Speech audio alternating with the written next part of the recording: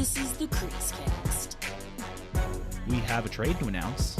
What? Big one, in fact. I know a lot of Sabres fans have been anticipating this for a long time. Everyone's been wondering about the future of future considerations. Yes. Future considerations. Yes. And we just got word from insiders that the Sabres have traded future considerations to the New York Islanders in exchange for Johnny Boychuk.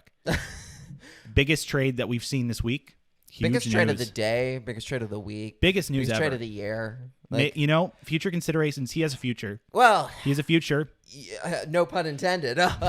Yeah. No. Future considerations. We all had high hopes for him ever since he was drafted out of St. Cloud University, playing alongside Cash and what? Yeah. Totally. Anyway, Johnny Boychuk is now now a Buffalo Sabre, basically to get them to the cap floor because they traded Jack Eichel finally. They got off the pot finally. They did. They shit. They finally shit. They finally, we don't actually have anything else to give at this point. They were trying to up offers, and there was an interesting tidbit yesterday. We'll talk about this more when we go in depth on Eichel. It was the Kevin Weeks tweet of a proposed Calgary trade for Eichel. And, that was because it's been proven absolutely wrong by now. But I just found it very hilarious how everyone was reacting to it and how I actually reacted to it too. I think everyone was like, "You take that." Yeah, now, if that's the deal. If that was real, that's the deal that Buffalo was actually offered, which it turns out they weren't. It wasn't.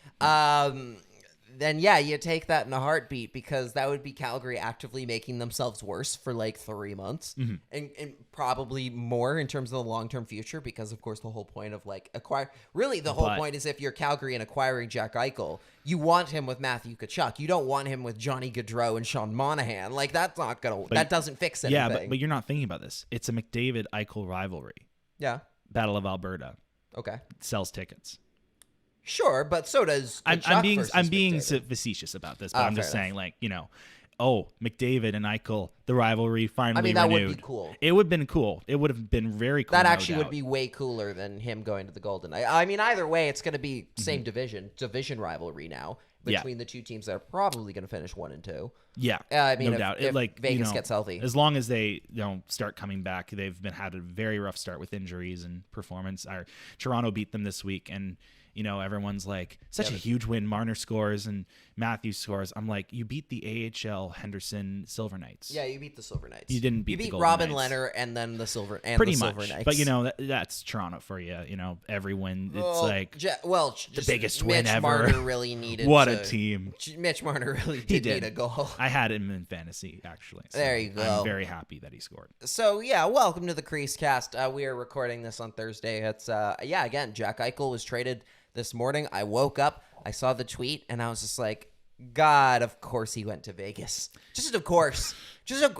Of course that the team that, the team that has had such a hard go over the last 5 years, just the hardest luck of any franchise. No one has had it tougher than the Vegas Golden Knights.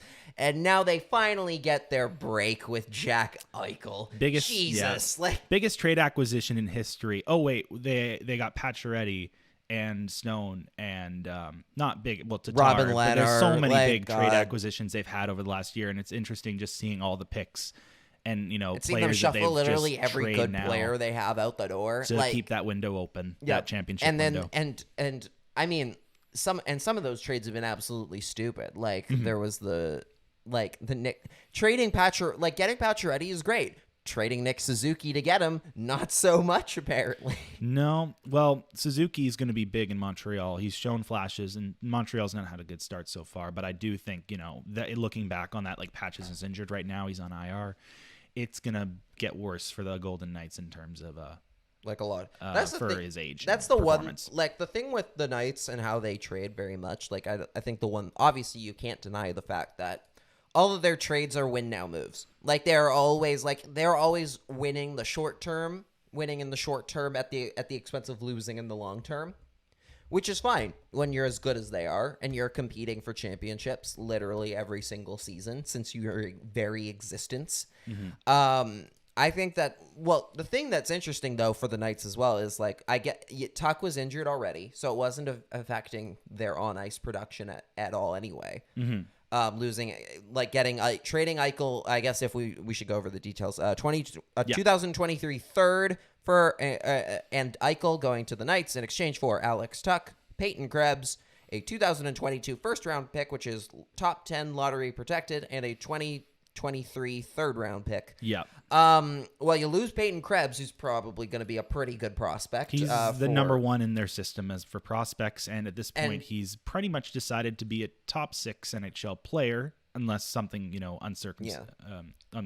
circumstances change. Yeah, but also to be fair, the Knights, like, Peyton Krebs was the number one in their system, and there was no number 2. Like, there was no one even. They've already given up everyone else. They've at this given point. every Brandstrom, single Cody Glass, Nick Suzuki. Glass for like, they've got rid Patrick, of all though. of them. That's I think Patrick's had some tough. I don't years. get that trade for Vegas at all. Like, I didn't If get Patrick's the point of that Patrick's good, I think it's actually a pretty good trade. I But, just worry about the it's- injury. He's No, injured for sure, now. yeah. Now he's injured again. Yeah.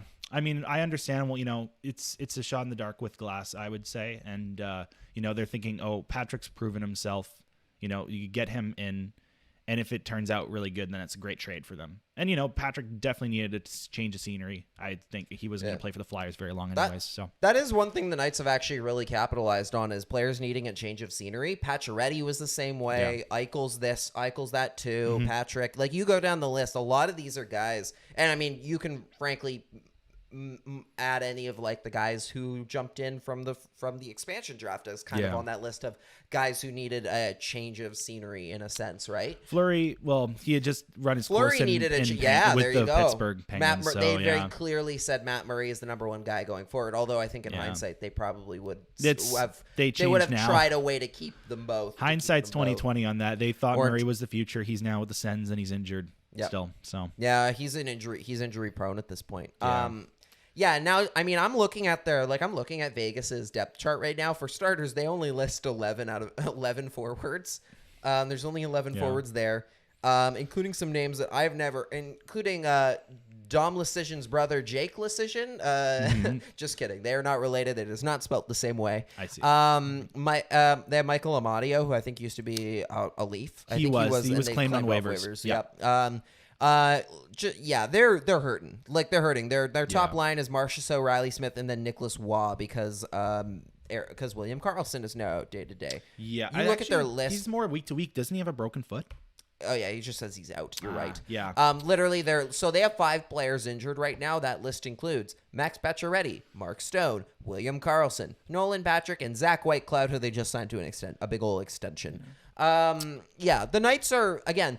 And I guess we can kind of just segue this into the Canucks for now, in a sense of Eichel is not going to be back at least for another 3 to 5 months. They're going to let him get the surgery he wants, like the replacement disc surgery that he wants, which is frankly the best part about this trade, is that he's finally going to get the surgery he needs and has desired for literally all summer. Yeah. And that the Sabres were stupidly dragging their feet about for no good reason. Yeah.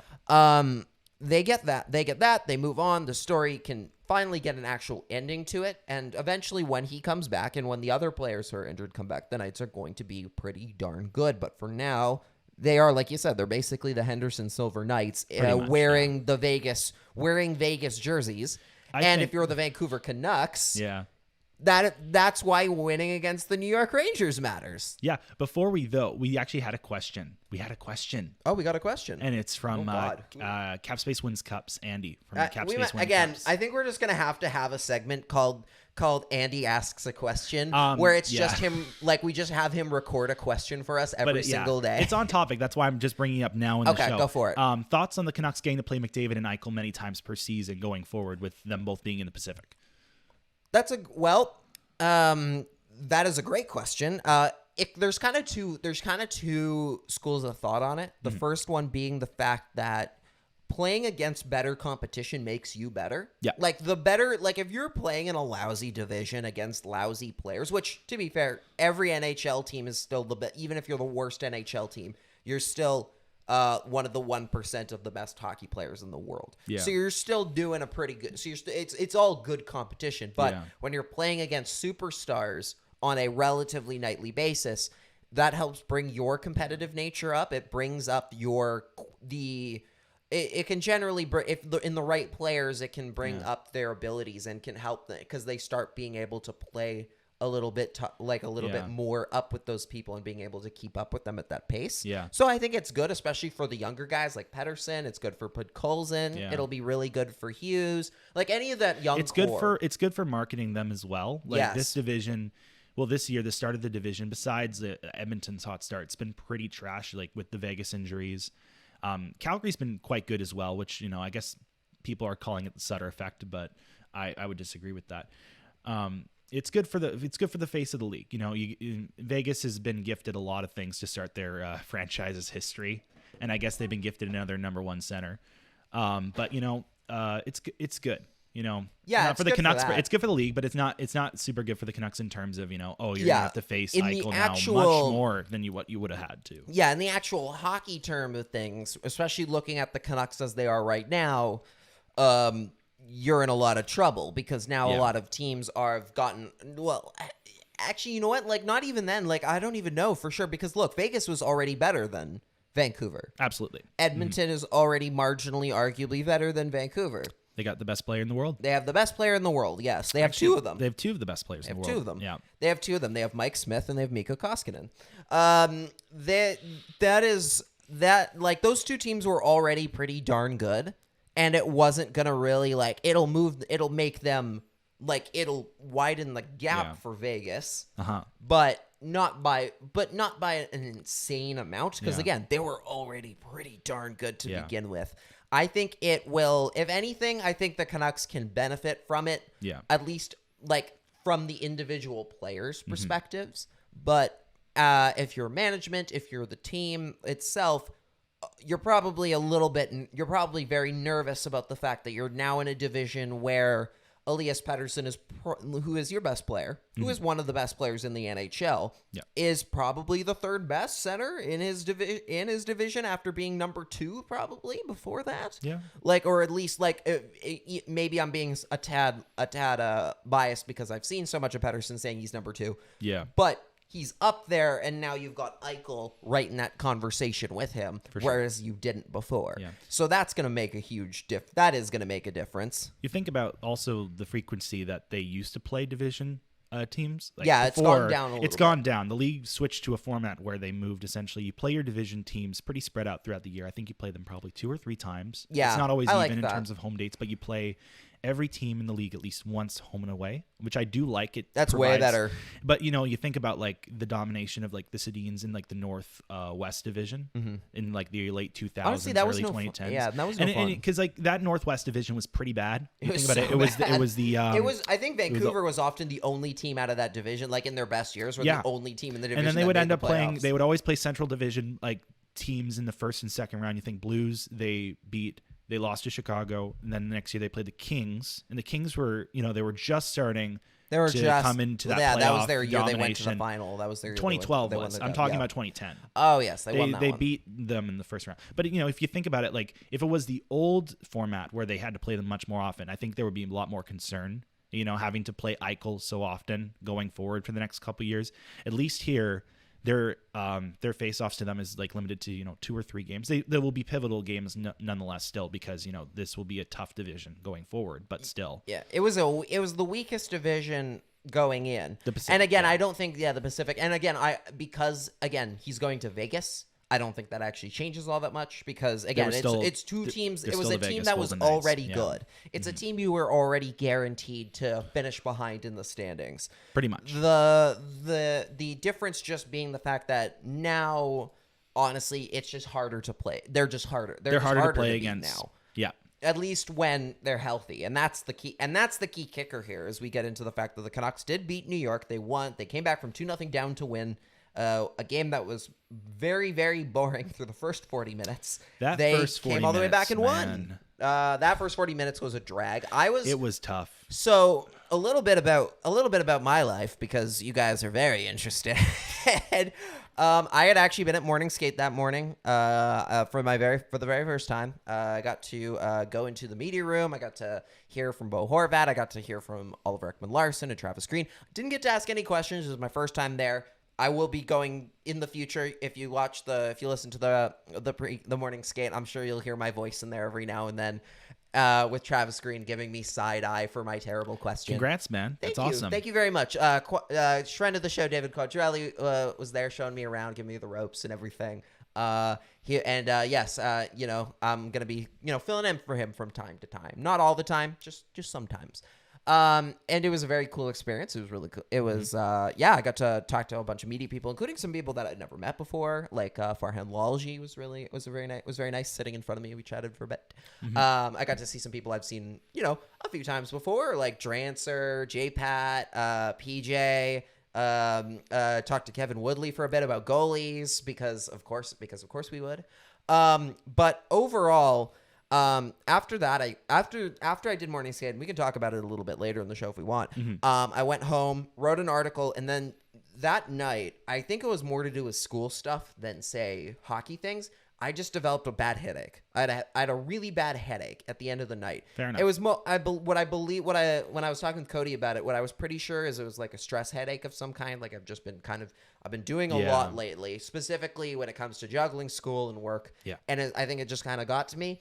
And through the first, and during the first period, or like late in the first period, is when I took like an Advil to kind of like get it to try and go away.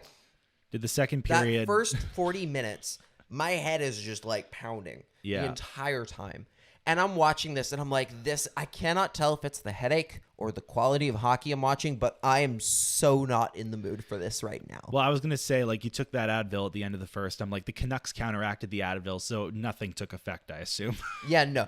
It did work by the end. So, like, by the third period, I was feeling a lot better, and clearly the Canucks were Canucks too. felt a lot better, too, I would say. Yeah, they looked a lot better. They looked a lot more ready to go. Yeah. And, again, a case of, the Canucks coming into a game not playing a full 60 minutes and very much looking lost for the first part. Pretty typical, but though. Yeah, well, it's too typical at this point. They've done it pretty much every game except for like the first one. Yeah. But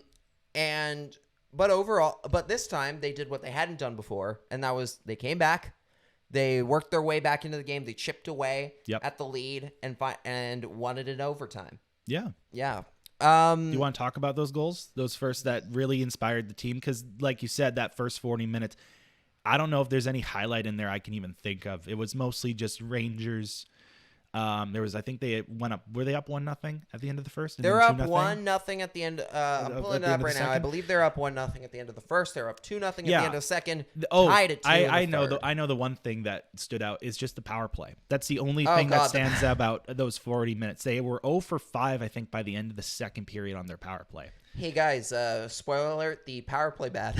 It's the power play real bad. It's not. No. No. If there's one thing, there's one definite thing we need to talk about. It's the fact that the power play is still really, really, really bad. To the point where I swear to God, there were points where I was watching them like call the Rangers on penalty after penalty. I'm like, okay, the refs are doing this on purpose, right? Well, it's like I was joking about they're that like, too. Hey Dave, watch these guys. Well, it's just like I was like they know the Canucks are worse on the power play, so they're just like, we're gonna call a bunch here, kind of. Not trying to say they chose that. It's just a joking. It's the sarcasm there. Yeah. In the span of I believe 8 minutes, they called like 3.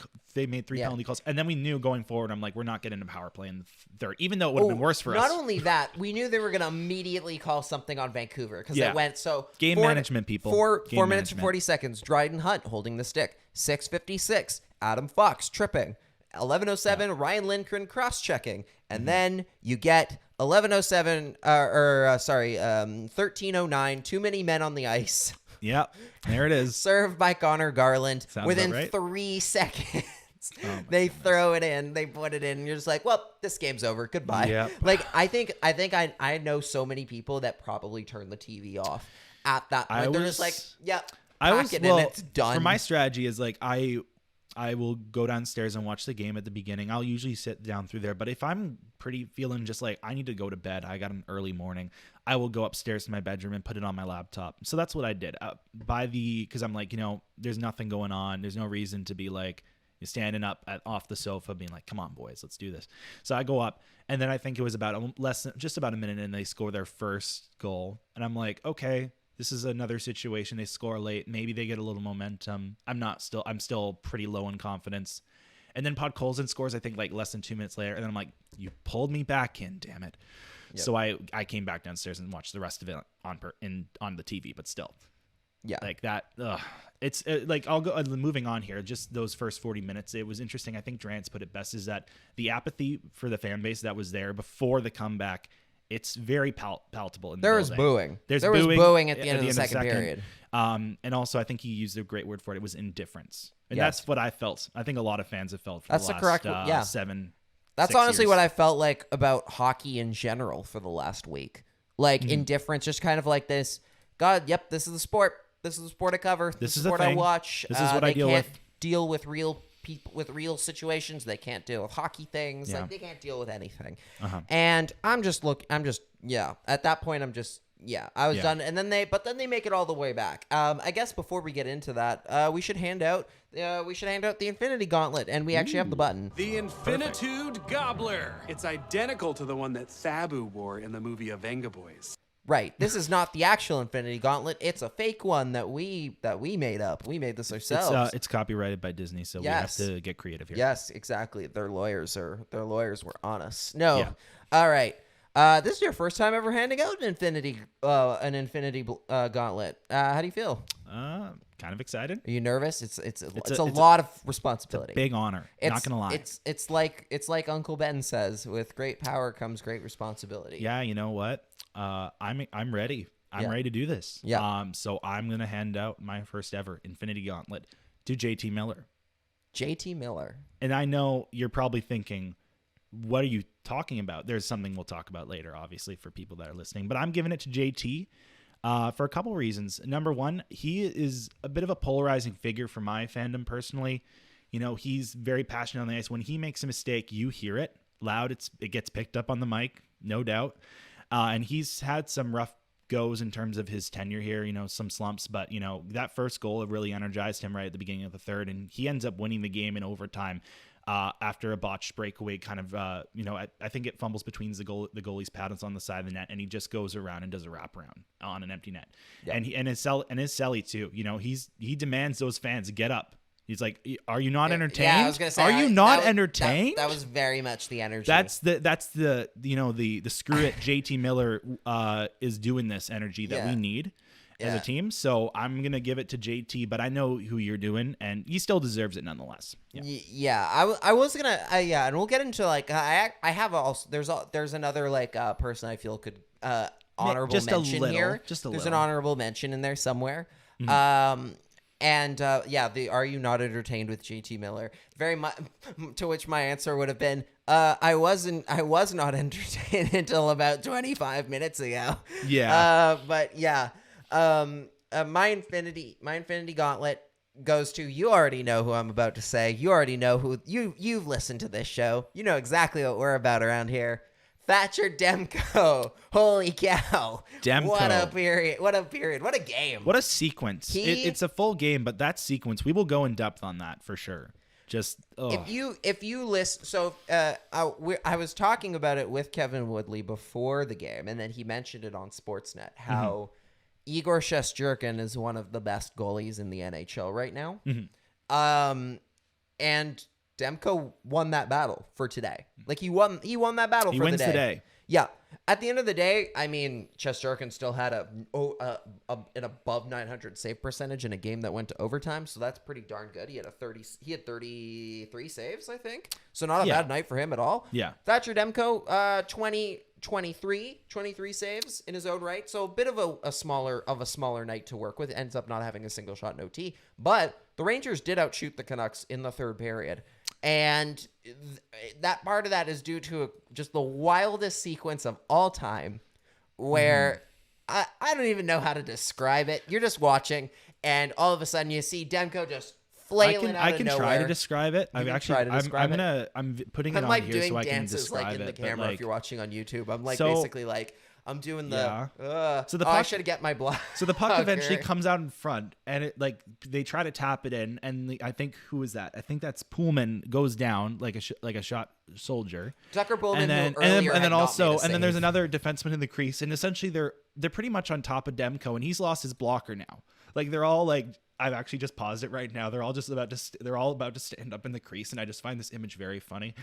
And then they're like, Demko begins his like waving where he's got his right hand, which is his blocker hand. He doesn't have his blocker, so he starts like, if you're watching YouTube, you can see this. He's waving his hand like, hey, and I wasn't sure when I was watching this. I actually thought he was trying to get the officials' attention, being like, hey, I don't have my blocker. Whistle. That is what he's trying to do. He's trying to go, hey, call it, because So here's the thing, right? And for anyone that's not a goalie, like you'll figure, like basically there are certain things where it's like if your helmet comes off, the referee has to blow it down immediately. But if you lose another part of your equipment, they don't. Yeah, no, they checked the rule book. Like people were confused, being like, is the ref just blind? Like, why wouldn't they call? Yeah, they checked the rule book.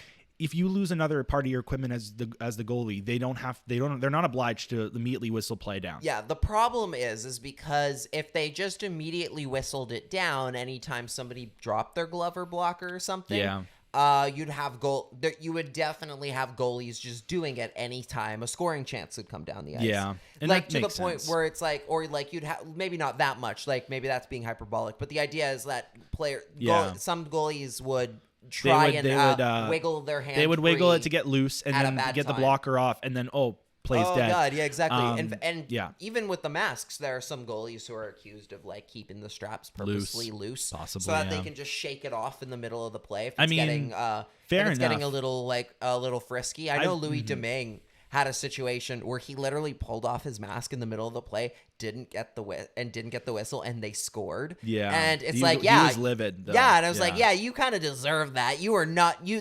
You just pulled it off. You don't get that. Yeah.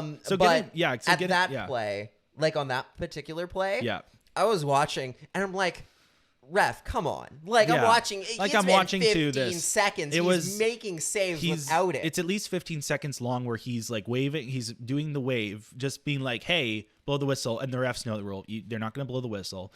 And then I'm just going back. So let me just go back. Yeah. They get out of the crease. Demko's waving. He makes one save, stacking the pads. The Rangers get the rebound. And then they take another shot. And this is the money shot. This is going to be a moment that will be remembered by this fan base for the next, at least, I'd say, decade, given that Demko is the goalie of the future. It's a scorpion save. He sticks out his pad and skate while lying down on his stomach and just gets enough to make sure it doesn't enter the net. And I remember seeing that. And I first thought it was like I think some of the commentators thought it went off JT Miller. They thought he had made the save. Understandable. It's a super fast running play. And then even better, the Rangers keep the puck. They're still possession. And, Demko's still doing his wave, being like, hey, like what's going on? And he makes one more save with his pad. And then the refs finally, okay, Canucks have possession, blow it down. And then he gets a bunch of taps from the team. I know, I'm trying to see who it was. It was Nils. Nils came over and gave him a nice tap with a stick. And a standing O from Rogers. And he deserves it. That Scorpion save, I couldn't believe it. I think that will be save of the year, calendar year. If it wouldn't get us DMCA'd, I would absolutely just play the audio. Yeah. But we can't without getting a copyright strike, so we won't. Dang you, Sportsnet. Dang DMCA in general, God. I'm sure they'll find a way to blame us anyway. Anyway. But long story short, oh my God, what a series of saves! Like it'll be up there forever. Just a tremendous saves. Yeah. Again, Thatcher Demko's gonna be a Hart Trophy finalist at this point. If they make it into the playoff conversation, he's the reason they will ever make it into the playoff conversation. Oh God, yeah, they're not going to the playoffs in general without Thatcher Demko. Like even he deserves to be a finalist.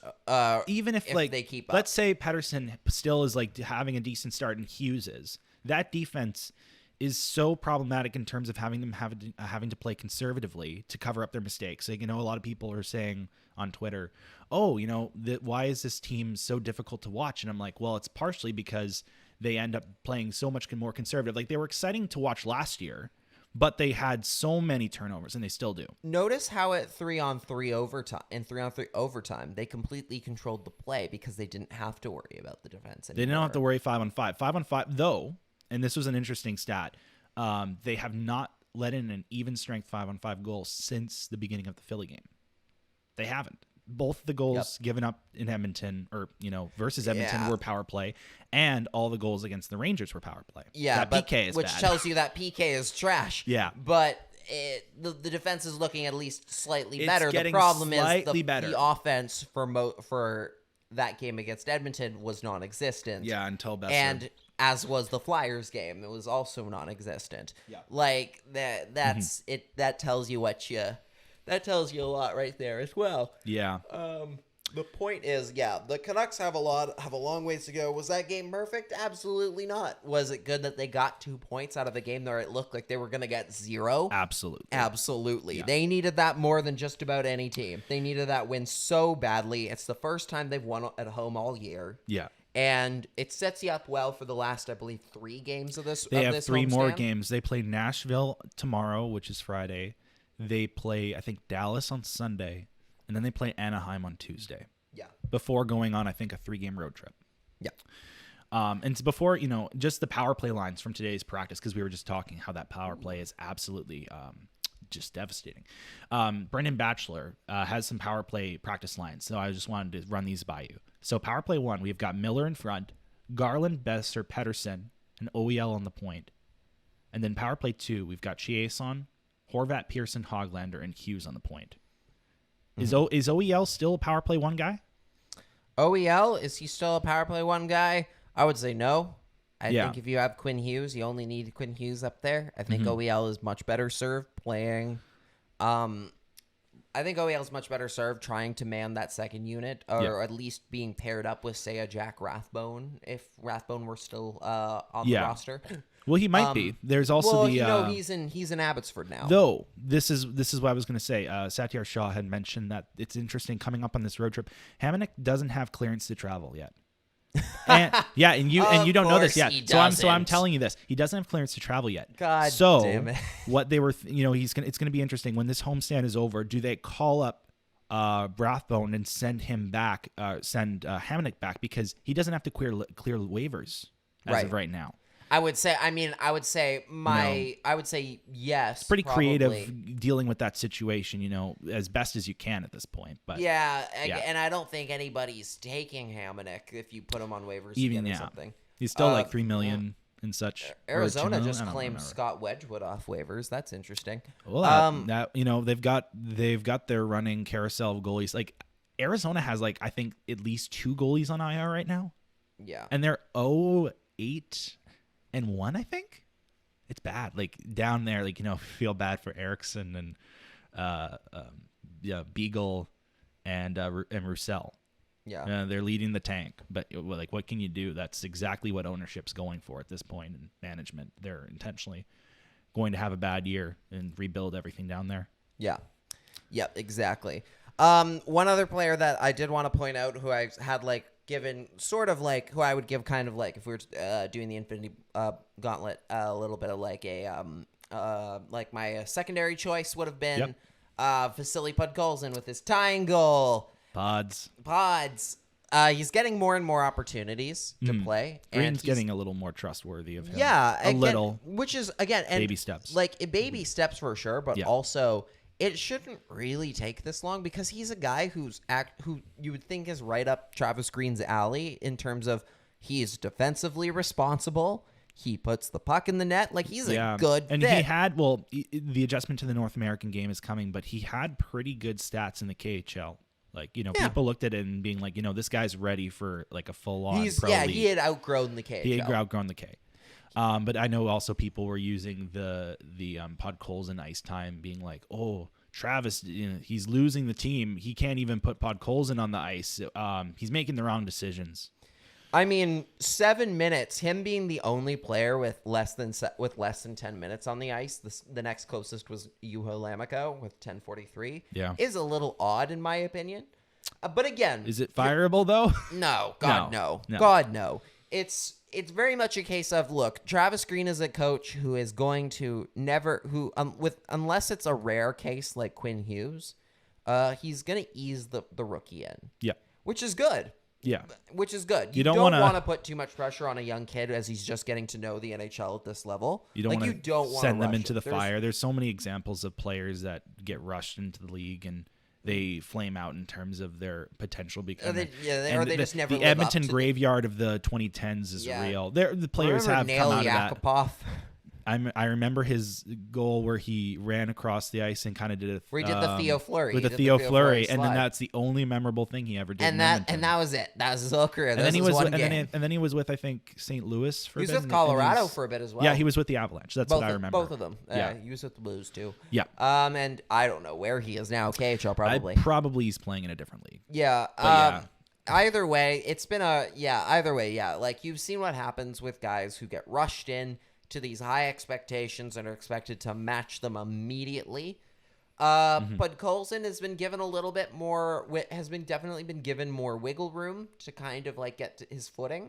And it's getting better. He's clearly improving game to game. Like I'm seeing things from him as he's on the ice that looks really, really good. And the way that he forechecks is very cool. Like he's able to bump players off the puck already. He's able to and make a quick play out of it. The IQ's there. The IQ is definitely there. Yeah. It's just a matter of getting the rest of his skills to keep up and putting him in the right positions to succeed. That being said, I do think Travis Green is maybe being a bit too cautious with how much he's playing him, like a little bit. True. Like I think Podkolzin has already earned the opportunity to start playing into those double digits more regularly, even if that's just 11 or 12. I honestly think, you would see going forward, especially with the start that they've had, him trying to rely and get that offense from pods. Instead, what we've seen is that he's playing more conservatively. He's trying to lean on Miller and Pettersson, Brock to get going, and it hasn't shown.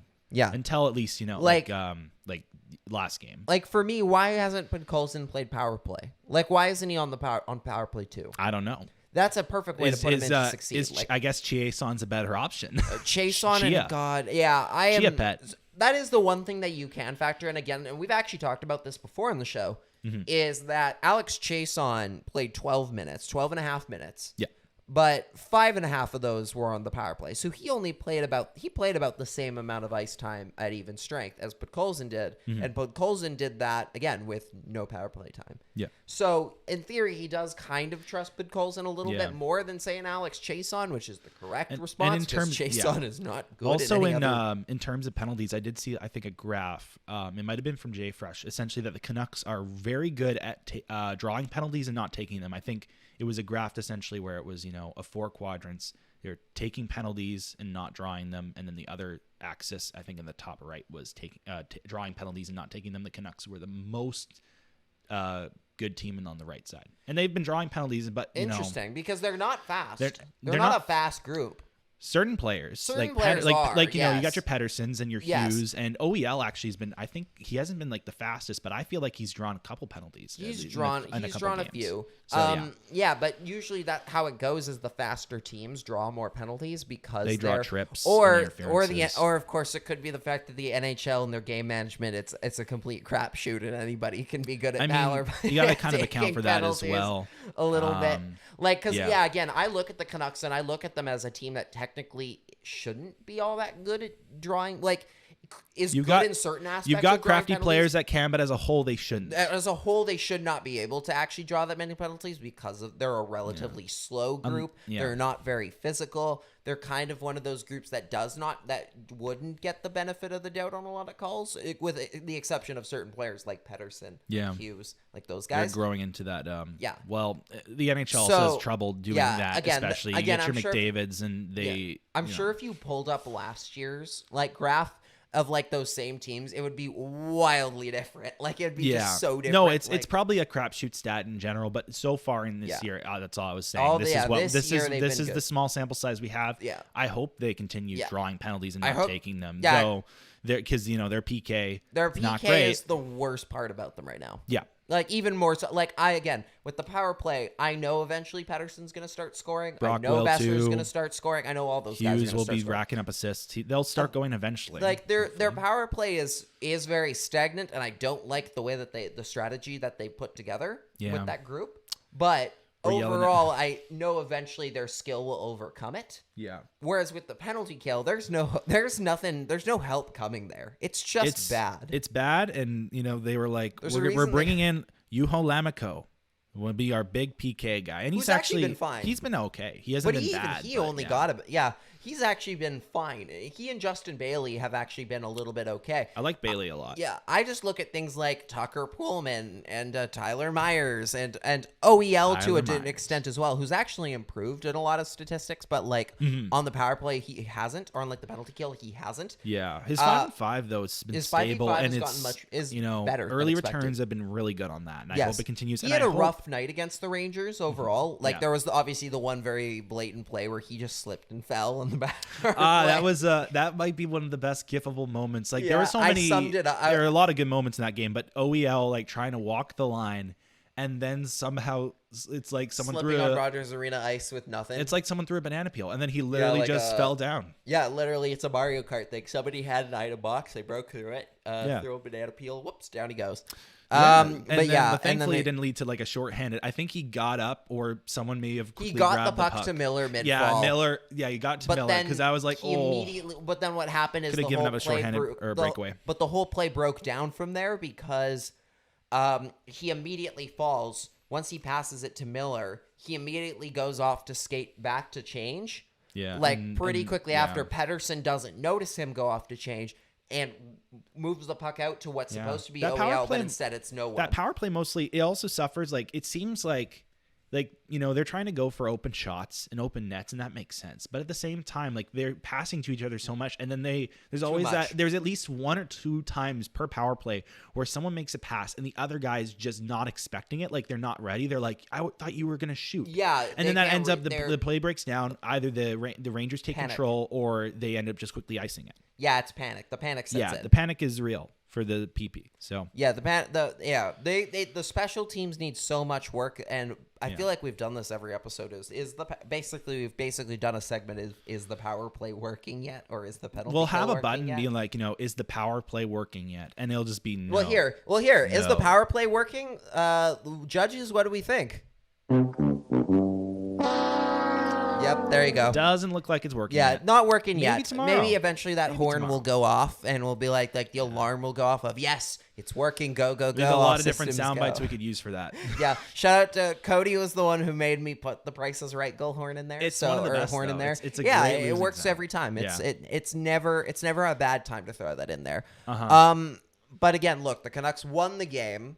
They won the game, and that's what's important. They had They got the 2 points. They had a gutsy comeback, come from behind win, They which always have frankly at least. has not been their forte this year. They always have a couple of those every year, I find, and that Well, in last not year's, usually they were good at it. Like yeah, they did it with they regularity. It was weird. Like, I do remember what you're talking about. Last year, they had like their Last record was better when year- they were down in the third, which is like, I mean, Was that really a thing? God, at one that's point not it was. good. I think it was like at least 5 games in, they were like maybe 4-1 at one point, or not. It was like when they're losing in the third, they were like 4-1 at some point in the season. I don't remember if that's the most accurate version of that, but I remember their record was winning when they were, and then if that's not a good stat, that the fact is your team is always going into third losing.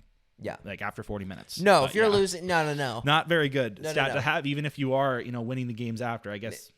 The good news is they're 1 point ahead of the Vegas Golden Knights right now. Yep. And they're 2 points clear of Seattle.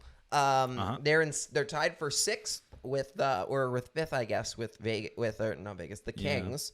Ducks have played more and- games. The Ducks have played more games. I don't think the Ducks are as good as they let on right now. I think they're very much in a rebuild. I think they've got a few easy. I think they've had a few easy opponents like Montreal. It's weird. Adam Henrique has been like a fantasy beast this year, and I don't think anyone expected that. I sure didn't. I forgot It's Adam weird. Henrique existed most nights, frankly. Yeah, I mean, the guy that sent the Devils to the Stanley Cup final in 2012, who? Yeah, who's that? Yeah. I don't know who that is. But that yeah. was like me what happened the other day. Oh, when I tweeted about Dave Boland, and I had people going like, "Who's he?" And of course, some people were like, "He scored the Stanley. He scored the Stanley Cup." It's like, shut up. No one needs to know who Dave Bolin No is. one cares. No one cares in the slightest. Also, speaking of that, I had a great tweet. Essentially, it was like from the not the Athletics, sorry, the Armies. The Armies. Yeah, and Wyatt Arndt, better known as @thestanchion on Twitter, had a great write-up. Read the whole article if you're subscribed to The Athletic, but I just have a small tidbit about that power play. They were 0 for 6 that night, to be specific. And I just said, glad to see that he knows that the first 2 periods last night were a microcosm of this team's ability to stare into the void and wonder if we're just here to suffer. Because like we mentioned, earlier in that, before that comeback in the third, I think most fans know that's a game that they're going to lose. And it's like, why do I watch the next 20 minutes? I could be doing so many more things that are productive. I could be reading. As soon as the Rangers scored like 3 seconds in after like the 3 consecutive Canucks power plays, I just tweeted, "Oh, this is the bad place, huh?" Like this is the bad place. The Canucks have always been the bad place, but it's moments like that when you're just like, okay, do I really need to be subjected to this? Yeah, this is like I'm just and thankfully sometimes it turns around and you get great comebacks like you did on Tuesday. And other days, though, I've had a lot of those days where you're like, I'm going to watch the third. Let's hope they do it. And nothing comes of it. Yeah. So we're glad that they got the 2 points. They're still in a somewhat, it's early in the season. There's players that are warming up that have got to come. You have to win at least one more of the last. Absolutely. 3 on this You're 1-3 on this homestand. You have to win at least one. You hope you don't go 2-4. Or it's a 7-game homestand, so technically 5 is still probably not good enough. They need to be at least 3-4. If you want to chip away at good faith, because again, think about it this way. Right now, if they lost all the rest of their homestand, that's another 3-game losing streak there, right? Mm-hmm. So you got to build off. And they are playing Nashville, Dallas, and Anaheim. And Dallas is those going to give them a hard Western time. teams. Dallas might give them a harder time. They're still competing. Nashville, not so much. Dallas has given them a hard time for a while. I remembered several comebacks by Dallas in Vancouver for games. Yeah, I'll say this: like there are certain teams. I don't know where this Canucks group is at right now, but because this feels like a very different group than say the one that was than the one from 2 years ago. But I feel like there's almost sometimes like a bit of a rock paper scissors element to hockey, where in the sense of like certain teams are just built to beat other teams different, even if they're on paper totally different and one is clearly better than the other. Like that team that's supposed to be worse might just have like the perfect kind of chemistry and team build that it always beats this other group. Like the Canucks and the Blues are like that. The Canucks always beat St. Louis, and St. Louis on paper is a better team, but they always beat the Blues because something in the way the Canucks are built, or at least they did at the time, they always won because they just happened to be built as like the perfect anti-defense Canucks and Penguins. Matt Murray had a great record against the Canucks. No, I didn't. Yeah, but there you go. That's I can see it's another example of that type of thing, and you just got to laugh at that. Yeah, and Dallas was one of those teams that no matter what the Canucks did, just the Stars would smack them around every time. Like I remember the last time, the 2 seasons ago, the last time the Canucks and the Stars met was in November. A couple times. They met a couple times. They won. They lost. The Stars beat them 6-1. That might have been the one. I went to that game. I'm pretty sure. One of those games. It was in Vancouver. It was just November a disaster all around. Like it both. Like every time they played the Stars that year, it was a disaster. Even though like the Stars aren't that particularly good, or at least not in our eyes, they weren't at the time. They've got Joe Pavelski though. They've got Joe Pavelski.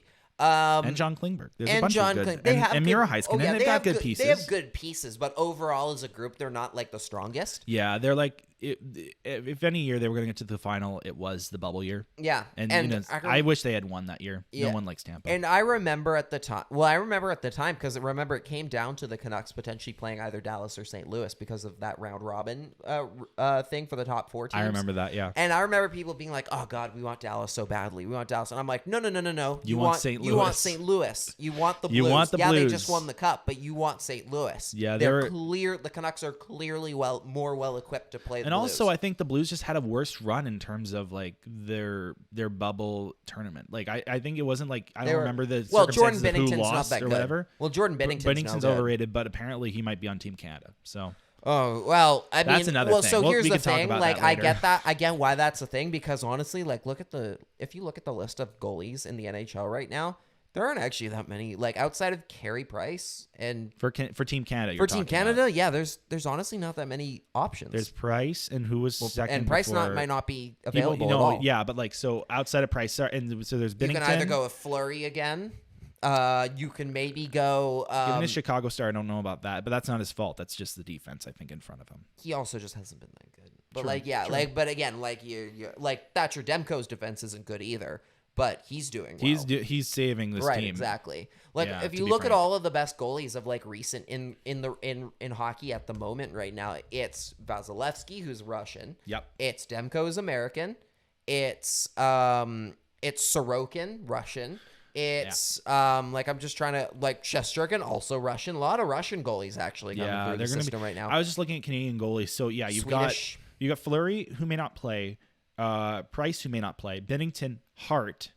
And I don't know Carter Hart. Yep, there you go. And then also there's two. Who's a question mark? There's three goalies that I would consider. There's Kemper, Smith, Allen. There you go. It's not a good list. It's not a deep really list. Not a good list. It's changed It over is the last shockingly. last decade. Canadian goaltending has actually like taken a huge dip. Yeah. And that's actually been a talking point for a while is actually, hey, the pipeline for goalies is not there right now. Remember Zach Fucale, how he was going to be the next big thing? I remember Zach Fucale. Oops. I remember the World Junior Tournament when we were like, Oopsie. oh, Zach Fucale, goalie of the future. And then he just kind of panned out. Oopsie. Or it didn't pan out, actually. Well, Let's rephrase a that. lot of Canadians goalies. a a lot of Montreal world- draft picks goalies seem to go that way. Yeah. It's an odd Besides combo. Price.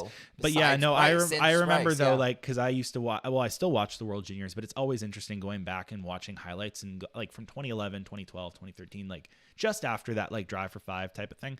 There was like so many Canadian goalies that were playing really good. Like they were super good. And you're thinking, oh, these guys are going to be great. And I don't remember. It's not Eric Comrie. There was someone else with a similar name, but as you said, there was Zach Fucale. There was someone that played for Mackenzie Arizona. Blackwood. Well, he's in the league still, technically. Scott Wedgwood. What was the another one no? who But we like just there was a Canadian goalie in like 2012 at the Edmonton tournament. I don't remember who it was. He played for Arizona. I don't remember. Who it was. Louis Domingue. No, I'm gonna take a look at that quickly. Kemper's in there. Was he Canadian? In Oh, yeah, 2012? no, he is. Yeah, he would have been. He might have been the one I'm thinking of then. No, Martin Jones. Martin Jones. Sorry, I'm looking Martin for Jones goalies was now. definitely a Mark Canadian World Byzantine. Junior. Mark Byzantine. Poor Mark That was Byzantine. because I was like he played for the Coyotes. That's right. Yeah, Poor Mark he was the Byzantine. first round 27th overall. yeah. To the Coyotes. He had in a 2010. couple tough games. Yeah. He had a couple tough gold medal games in specifically. Mm-hmm. But yeah, the Canadian system is a lot of question marks in goal right now. Basically all question marks.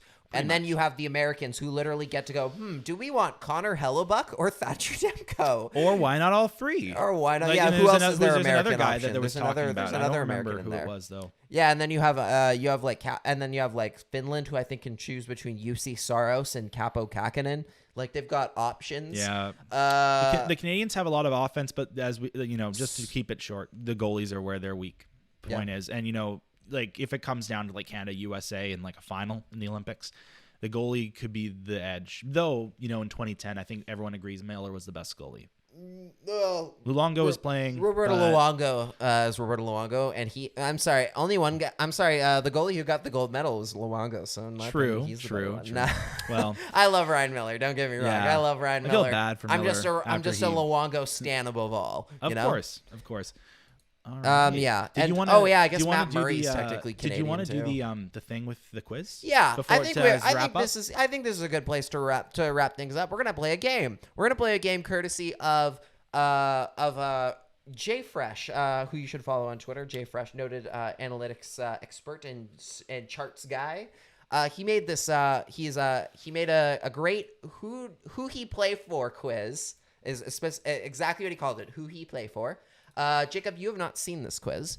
I have all not. I did the quiz before the show so I could have the answer key in front of me. I would just like it known that I got 13 out of 15, which was better than I anticipated, even for me. This is a bit of a tough quiz. Basically, it is so many players changed hands over this particular offseason. Yep. Including a lot of like guys who you haven't thought about probably in a very long time. and we are going to quiz Jacob on how much he knows NHL depth players and what teams they play for. You do? I know a couple, like, it's like one of those things, like 2007 Canucks Mike Weaver. Like, I know those names. So maybe some depth NHL players, I will be able to know which teams they play for. Like, we're going off of age and position, but we'll see. I might just have to like try and gaslight you with a couple of these. Oh, please don't. This is going to be like the Norm Macdonald, like Who Wants to Be a Millionaire, where it's like, you can take the money or you could say this. I'm not sure if it is. There's one that I'm going to try and gaslight you on for sure. Here we go. But for the rest of them, no. I think I'm going to let you have it. I'm going to let you have it as clear as you can. I might just make like the, are you sure? Like, we'll see how this goes. Answer? Shout out JFresh for making this quiz. I actually wanted to do this quiz with Cody for a while. But I was going to make it myself.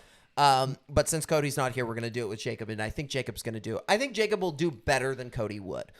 We'll see. We'll see. Well, he might listen to the show and not. What you should do though is you should text him and say, "Do the quiz today when you have time, and then see who does better." That's a good idea. You're right. And because because he'll watch the episode and then he'll know the answers. That's right. Did you beat Cody? We'll insert it at the end. Yeah, we'll see how that goes. Okay. Hopefully, I can do better. So you will have 4 multiple choice options on all of these. There are 15 questions. Sounds good. Are you ready? I'm ready. Okay. Question number 1. David Savard is a 30-year-old right defenseman. Who he play for? Your options are the Colorado Avalanche, the Chicago Blackhawks, the Montreal Canadiens, and the Tampa Bay Lightning. I know Savard's on the Canadiens. Is that your final answer? That's my final answer. Yeah. Are you sure about that? I'm sure about that. That is correct. He does play for the Montreal Canadiens. I remember there's going to be moments where I'm like, I'll recognize the player's name and I'll be like, oh, on like hockey night, because I watch like the early games, like that start at 4 p.m. They'll be like, oh, David Savard, great addition to the Canadiens. I'm like, oh. Yeah, there you go. I've got a very good memory. So okay. Nobody likes to show off. I'm gonna all right. Spit out my drink here. All right. Ian Cole. Question 2. Is Ian Cole, he is a 32-year-old left defenseman. Your options are the Carolina Hurricanes, the St. Louis Blues, the Calgary Flames, and the Minnesota Wild. Okay, this is more obscure. Can you go over them? The last 3? The last 3. The last 3, I'm pretty sure, yeah. The Blues, the Flames, the Wild. I think it's Blues or Wild. I'm not going to like contemplate this too hard here. I'm going to go with the Wild. You asked me to repeat the final 3, but the answer was Carolina. Oh, okay. He was on the Hurricanes. I got right. that one right. Oh, there you go. All right. So 1 for 2. You're 1 for 2 so far. Okay. Good thing you're keeping track. Yeah. Question number 3. This one I think you'll get. Sam Gagner is a 32-year-old center, former Vancouver Canuck. Yep. Your options are the Coyotes, the Canucks, the Red Wings, and the Sabres. I'm pretty sure he was already on the Red Wings, so it's either Coyotes or Sabres. I think he's on the Sabres. Is that your final answer? I'm going to say Sabres. That is incorrect. He is still a Red Wing. Damn. Part of me wanted to be like, well, it's I wanted me to be like current Vancouver Canucks. Sam not to say that this is wrong. Like you said, I thought these were going to be most like all players that change scenery. Oh, okay. But no, that's totally fine. Because I knew he was a Red Wing prior, and I was just thinking, I'm like, I wouldn't be surprised if he ended up going to Buffalo, because I'm like, they had needed to sign like a bunch of like bottom 6 guys. Right. Okay. So that's fine. Okay. Yeah. So there will be, I guess there will be some that are technically still on the same team they were, but I think that also it's good that it's not a runaway, because it wouldn't make this fun. Because if you just cleared through the board. Yeah, if I clear through it, doesn't make it fun. Me and Cody are going to be like, oh, we're 5 for 15. It's embarrassing. I'm going to be the embarrassed one that I got most of them right. It's fine. All right. You actually do it for a living, so yes. It's all good. Oh, okay. All right, here we go. So that was question 3. Okay, question 4. Anders Bjork is a 25-year-old forward. Your options are the Boston Bruins, the Buffalo Sabres, the Florida Panthers, the Ottawa Senators. So he was on, I think, Boston a couple years ago or in the past. Sorry, can you say the 4 teams again? Bruins, Sabres, Panthers, Senators. I think Sabres or Panthers. And I said Sabres last time, so I'm worried I'm going to like get this wrong again. But like, they had to sign guys over the season. They knew Eichel wasn't going to play, and yet they're winning. Senators are also in that conversation. It's a team that needed a lot of good point. Just to keep you on your toes here. To keep it confusing. So Panthers, Sabres, and Sens. I don't remember Bjork being on the Sens. I'm going to say he's a Panther. The answer is Buffalo Sabres. That's what I'm talking about. I'm literally gonna bamboozle myself out of a bunch of You these got. I'm gonna you're, overthink. You're doing. them. Yeah, you're I'm gonna doing. overthink You're it too almost. much. You're galaxy braining yourself a Yeah. little bit here. That's all You right. were right that he formerly played for the Bruins. That was correct. Well, it's like I'm so used to like the 2018, 2019, and even like 2020 rosters where I was like, oh, I know most of these players, but now, as you said, this off season really changed a lot of things. Right. So you're one. So you're one for 5. Am I 1 for 5? Are you 1 for 5 or 1 for 4? Let's see. You might be 1 for 4. The problem they're not numbered? 1, 2, 3. No, they are not numbered. JFresh, why did you not number these? You're right. It 1 is. for 4. That was 1 for 4. Okay. Well, Next. but don't worry. You're going to get a point here unless you really, really, really Mess galaxy up. brain yourself out of this one. Let's see. Alex Chason is a 30-year-old winger. Who does Hmm. he play for? The Oilers, the Ducks, or the Predators? What's that? What's the 4th team? What 14? What? No, Yeah. there's. I do see in like very small print here the Vancouver Canucks. Well, you know what? It's obviously the Oil. No, it's not. It's the Canucks. Yeah, it is he the- played okay. he played for the Oilers at one Good point. for and you. Even the Sens, I remember. He was Okay. a bit of a. He's been a journeyman. Okay, the you last know couple where. years. Okay, so you know where Alex So- Chason plays, but do you know where Alex Chason plays? I don't. Yeah, I think he plays for Vancouver, but he only played for like one game. Yeah, against he played for Philly. like Yeah, 2 he played for periods one or something. Game, 2 periods against Philly. Scored a goal. Yeah. One of the best single game performances So in history. so 2 for 5. Okay, so you're 2 for 5. You got 2 Okay. points so far. Sounds. All right, 2. So you're a third of the way through. You got 2. You're averaging about 2 per 5. That's 2 out of 5. That's not bad. Terrible. That's not- 6 for it's- 15. I 6 will or take 15 that is as a below win. 50%. So I think you want to shoot for 7. I'm here. not the most Or well versed 8. in like depth. I mean, I try, but like we'll Fair see. enough. Yeah. Fair enough. All right. Here's a guy the Canucks were linked to for a bit. Danton Heinen. He's a 26-year-old forward. Your options are the Minnesota Wild, the Anaheim Ducks, the Pittsburgh Penguins, and the Calgary Flames. I know this one because You did right. You did mention this Well, one I've before the talked. show. Well, I have him in fantasy, but beyond that, he graduated from my high school, so I know he's in Oh, Pittsburgh. get out! I did not know that. Here, that's an interesting Yeah. story. Did you go to like? He is 4 years older than me. I think So he you graduated. never crossed over. His sister was in my grad class. Interesting. So, So- we have two. Yeah. We have two members of the show who have crossed over with NHLers in their high school. That's you with Danton Heinen. Yeah. And Cody with Ryan Johansson. Oh, there you go. So Yeah, because Danton, he played for Surrey Eagles, and Oh, then yeah. he BCHL. graduated, and then he played for the University of Denver. And then like I remember when he got drafted, and I was like, oh, he's playing for the Bruins. That sucks, but I was really happy that he got drafted 4th round, and Yeah. he's been playing for the Bruins. Then he got traded to Anaheim, and I follow him, so that's how I know him essentially. okay, there you go. And I'm happy that he's on the Penguins. They're doing pretty good. Yeah. So you're correct there. Obviously 3. Yeah. So now you're So at 3 for 50%. 6. Now you're 3 Yeah. for 6. So you're building that score back up. Yep. All right. This is one I actually got wrong. So let's see how you do here. Okay. Darren Helm is a 34-year-old forward. Your options are the Detroit Red Wings, the Colorado Avalanche, the Florida Panthers, and the Toronto Maple Leafs. That sucks. I know he's on Toronto. They would have talked about it way more. They would have. It's Leafs net. I mean, maybe you just haven't been paying attention, so, though, well, when the Darren I know Helm he's- in retrospective comes on. Yeah. I know he was on Detroit, and I'm not sure if he still is. And the other 2 teams were, there's the Panthers and the Avalanche. Yes, the Panthers, the Avalanche, the Red Wings, and the Leafs. I'm thinking, I'm pretty sure they signed him to like an exorbitant contract years ago when they were still doing their playoff streak, and then it was terrible. And I think they bought him out finally. So it's either Panthers or Avalanche, and I'm going to say it's Avalanche just because they need the cheapest, like bottom 6 right now because they're in the cap crunch. So I'm going to go Colorado. Is that your final answer? Yes. You said Colorado? Yeah. That's correct. You Yeah. got Colorado. Okay, there you go. There you go. Yeah. All right, 4 for 7. 4 for 7. I should Okay. have a counter here Nah, somewhere. that's fine. It's all good. All right. Michael Raffle is a 32-year-old forward. Your options are the Philadelphia Flyers, the Vegas Golden Knights, the St. Louis Blues, and the Dallas Stars. He was on Flyers before. I don't think he's on Vegas. So it's the Flyers or, what was the last other team? The Stars? The Blues, the Stars, the Flyers, and the Knights are your Okay, teams. so not the Knights. Flyers, Blues, Stars. It's difficult. I'm going to say, I remember they had the trade for Patrick. I'm pretty sure Raffle was included with that. So, yeah, Knights are out. I'm going to go with the Blues. Final answer? Final answer? Incorrect. The answer was the Dallas Stars. Okay, that was my second guess. I was like, he probably wasn't. You on didn't the think he Flyers was by still on the now. Flyers anymore. Okay. Yeah, but you know what? That's fine. Those are a toss up. You know, like one team that's a former team and then a team that just isn't involved, and you're just like it's a flip between the two. So Right. we're 4 for 8. 4 for 8. Okay. Okay. Mark Pysyk is a 29-year-old defenseman. Mm-hmm. Your options are the Buffalo Sabres, the Florida Panthers, the Dallas Stars, the Los Angeles Kings. Mark Pysyk. I know he's in Sabres for a while. I think he's in Florida still. I remember when Levy was traded, they were talking about the defensive, core there, and I think he's still in Florida. Is that your final answer? Final answer.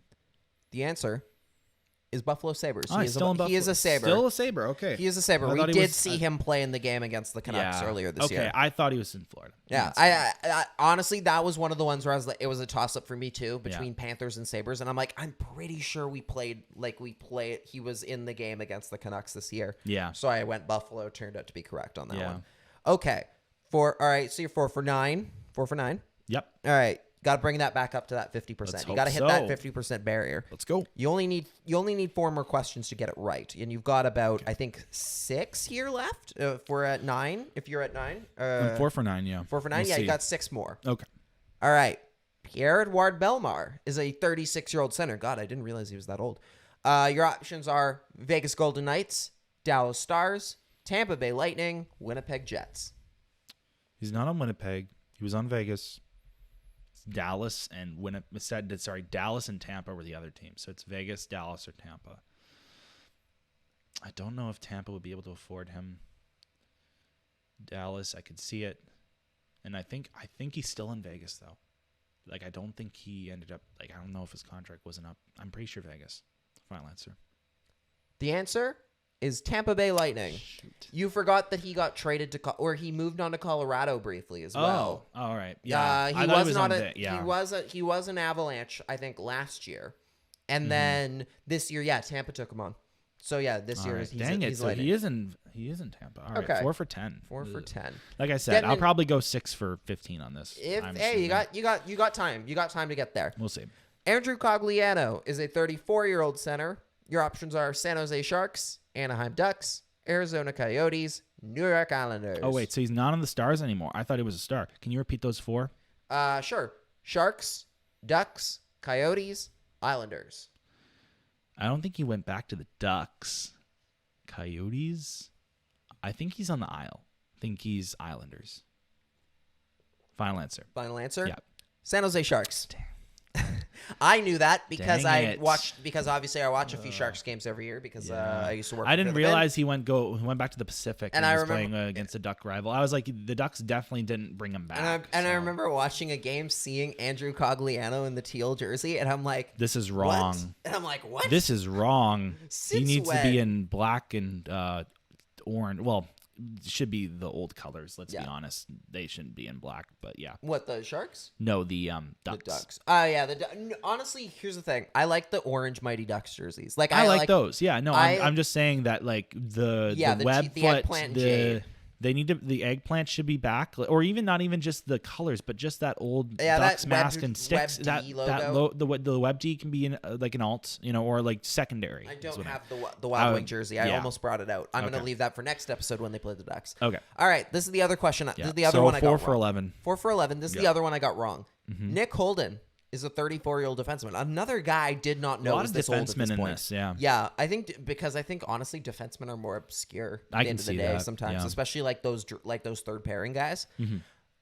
Your options are Washington Capitals, Okay. New York Rangers, almost said Islanders, Rangers, Ottawa Senators, Buffalo Sabres. I think Holden's on the Rangers. That your final answer? I'm gonna just say yeah. Ottawa. He's an Oh. Ottawa Senator. I was like, I'm pretty sure I saw him on the Senators, and then I Canucks haven't myself Canucks out of it, haven't played the guessed Sens Capitals. yet. If this Yeah. was later in the season, I guarantee you I'd be doing better. Yeah, I knew he wasn't a Ranger anymore because I knew he used to be, and he moved from there. Okay, this is one I don't think you'll get. I honestly am shocked I got it because I guessed. Liam O'Brien. Most obscure name so far. Yeah. I thought you were gonna say Shane O'Brien. Yeah, Liam O'Brien is Right. apparently 27, Again, This I must was be. like- This I has was got to like, be is an this an- AHL. This has got to be an AHL depth guy that's only started playing the last year because I've never heard of this player. Yeah. 27-year-old forward. Your options are Washington Capitals, Pittsburgh Penguins, Calgary Flames, Arizona Coyotes. I don't think he's a Calgary Flame or a Washington Capital. I feel like it would be more of a Coyote. There's a guy, and it's like Evan Rodriguez. Evan Rodriguez, former Penguin. Well, he's on the Penguins. He's not a former Penguin. Oh, okay. I was just saying. I thought you were like- saying he's a Coyote now. Oh, and I was no. like, No, he's on the Penguins, but I'm just saying, like, given that there was all those injuries both in Pittsburgh and then just how bad the roster is in Arizona, he's probably on one of those two teams. It just makes sense they called him up. I'm going to say Coyote. Final answer. That is correct. It is Okay. the Coyotes. Thank that you. was my. So I didn't there know you who go. he was at all. Like It I'd never sounds- heard that I name think- before. It sounds like like a were creative player on EA Well, people Sports. were like they were retweeting like the Coyotes like put out their lines It's before so the games and funny. they're like game on, and then they put out the lines in a And you'll graphic be- and people are like, who the heck is this guy? Like besides like the the time ex the- Canucks and then maybe like not even the like you don't know the goalies, you don't know most of the defense, You know. and then so there's the ex Canucks and then there's Keller Hey, and Chychrun. everyone That's knows it. who Carter Hutton is. He's just really Yeah, bad. but like I'm just saying, there's another goalie besides Hutton. Oh yeah, Like, it so wasn't there's- yeah. Coronosh. It was the other one. It was something with a V. It was I don't remember. yeah, and Yeah. apparently he's been okay. He's been good. It's He's just been the okay? team's just been terrible. Like he's been making like he has a pretty decent save percentage. It's just the team hasn't been able to score at all. Okay, so next you're question. 5 think 4 for 13. Yeah, 5 for 13. You cannot get to 50%, but That's you fine. can get close. That's all right. Jack Johnson is a 34-year-old defenseman. Yes. Who does he play for? Your options are Okay. the Colorado Avalanche, Yep. the New York Rangers, Yep. the Ottawa Senators, or the Guangdong Tigers. Jack Johnson is still in the league, and I'm pretty sure he plays for the Rangers. He used to play for the Penguins. He was on the Avalanche a couple years ago, and I think he's now on the Rangers. Final answer. The answer is Colorado Avalanche. Still on the Avs. Okay. See what happened is I think you confused Eric Johnson and Jack Johnson because Eric Johnson is Eric Johnson on the Rangers? No, Okay. Eric Johnson is still is an Avalanche still. I think Jack Johnson played for the Rangers. I think very briefly. Are you thinking of Shattenkirk? Because I Oh, thought maybe Shattenkirk, who's a Duck. Johnson. I know was on the Colorado Avalanche. I just assumed. I thought he possibly was like re-signed by or not signed by the Rangers over the offseason because I was like, I don't know if they kept Jack Johnson in the defensive core for the. Well, Avs, Jack but Johnson yeah. was a Ranger like last He year. was Yeah, okay. last Maybe year so. he was a Maybe Ranger. he went. I thought he was with the Avalanche first and then went to the Rangers. I'm wrong. No, yeah, obviously. because Jack So, Johnson, yeah. Eric Johnson has been a defenseman on the Avalanche for quite a while, so I thought maybe you confused those. No. Well, I mean, if they're both on the same team, they've got to put the initials next to each other now, like Yeah. J Johnson and E Johnson. Yep. And all right, final question. Yep. You did get that one wrong. That's you're fine. 5 for 14. Mhm. Going for 6. Lucky's number 6. Okay. Sam Montembeault is a 24-year-old goalie. I Yep. actually happened to be at one of the games he played. I think you were too. Yep. Your options are the Arizona Coyotes, the San Jose Sharks, Mm-hmm. the Florida Panthers, or the Montreal Canadiens. I don't think he's on the Panthers. He was a Panthers goalie when we went to that game. Yes. And I'm pretty sure. Not together. We just happened to go to the same No, game it's at funny. the We same only time. we only Super met weird. we only met personally in September, but Yeah. we joked about like how we were talking about previous Canucks games that we've gone to, and apparently we've gone to a bunch, just completely coincidental. I don't even know. Mm-hmm. But yeah, Montembeault was in goal for that.